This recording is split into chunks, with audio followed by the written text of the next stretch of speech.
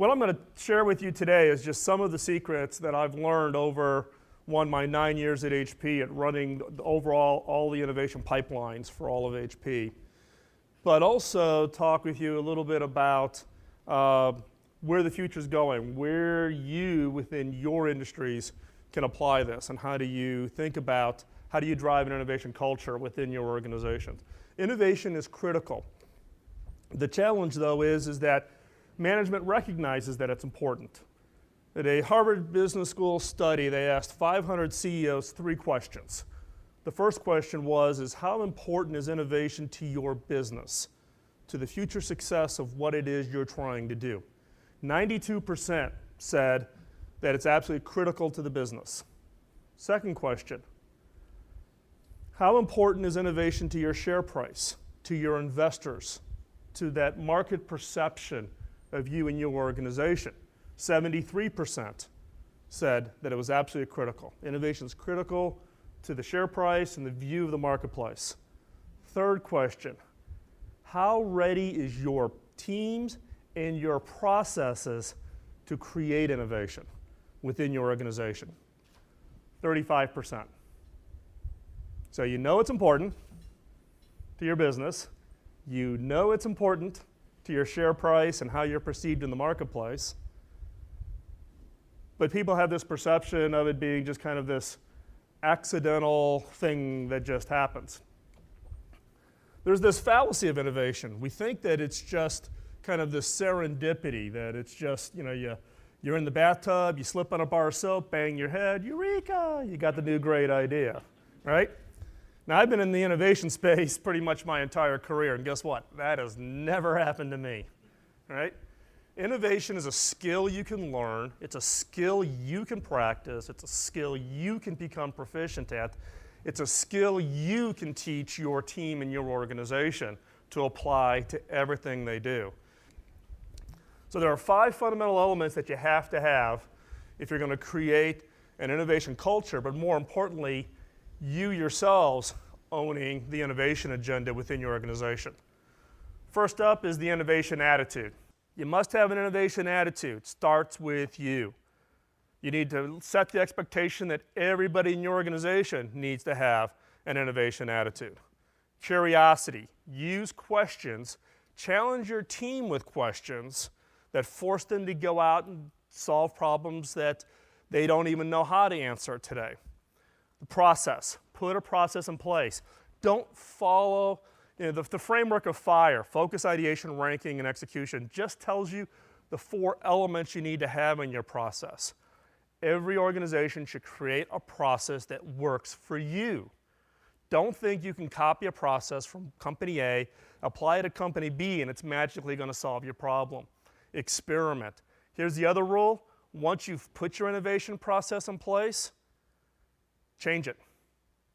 If you let your innovation process become this locked process, you've just violated the rule of innovation. Continuously innovate the way you innovate. Support.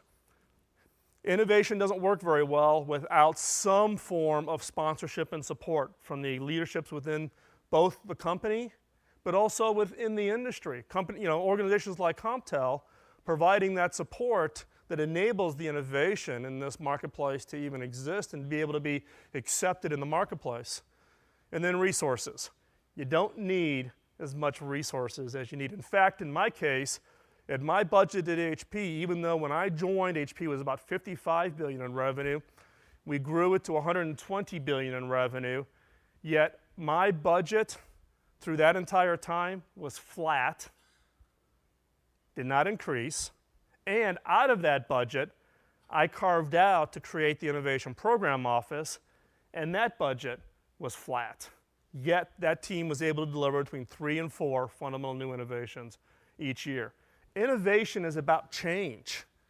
It is about standing out. It is about doing something different than everybody else is doing. It's about creating products and services that your customers want to have from you. In order to do that, you have to stand out. The way to ignite curiosity is what I call the power of questions. And this is the underlying theme of the entire book and the underlying theme of the methodologies that we used at HP and now are being spread out with companies like American Express and Kroger's, Reuters News Service. Literally hundreds of companies are now using this power of questions to ignite the curiosity. Questions have a very unique power. If I ask you a question, you cannot stop answering it. So here's the question. What is half of 13? Now you've all calculated the answer. You couldn't stop. You got the answer in your head. Now you're back listening to me, right? So half of 13 is what? 6.5, right? So you answer it. You put it on your test. Bingo, you get an A. You stop looking. However, this is the problem that all of your competitors have, and that is you stopped at the first answer.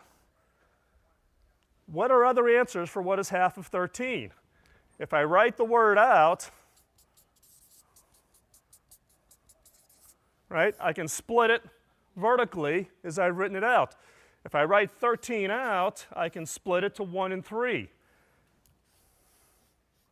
If I write it out as Roman numeral 13, I can split it vertically to 11 and 2. If I split it horizontally, it's 8 and 8. There are 13 cards in a deck of cards. The middle card happens to be number 5. The problem is that we're taught in school, when we take a test and we're posed with a problem, you're posed with a question, resolve to the first answer, write the answer down, and move on. That's what everybody else does. We need to unteach ourselves that mode of thinking and to look beyond the obvious, go beyond that first obvious answer, because that's where your competitors are not looking. That's where the areas and opportunities for innovation are. Now, there's a unique classification of types of questions. The type of question that's focused in the book and the one that I use and the one that I share and both on my blog and my podcast is what I call killer questions. Killer questions are questions that you cannot answer right now. In fact, they're worded in such a way that you have to get up out of your chair, go out, do an investigation, do a discovery to find that answer, and it's in that discovery process is when you find those ideas, those areas for opportunities. When I think about innovation in the ideation phase, ideas and innovations fall into 3 focus areas: who, what, and how. Who? Who's the customer who's paying you money for the value you're delivering? Can you innovate thinking differently about that customer? Can you think differently about who they are from the standpoint of what changes and challenges they're facing in their own lives? What? What is it that you deliver? In the case of HP, I've got my HP Folio Ultrabook, right? It's all about shiny objects. Shiny objects you can go into Best Buy and purchase. But it's not limited to products. Services, experiences, and then how. How do you operate? Everything behind the scenes. Billing, logistics, customer support, finance, legal, right? In the case of all the organizations that I've been working with over the last decade and helping them create their innovation processes, 95% of innovation focus is on the who and the what. Nobody ever looks to innovate the how. By using a constraint-based innovation model, you force them to throw the rule book out, and they got to look at it completely differently to come at and solve the problem. They have to change the way they actually drive their business, how they innovate, how they even deliver new products and new services. It's not about going off and finding a big bucket of dollars. It's understanding where to spend your dollars. Thanks.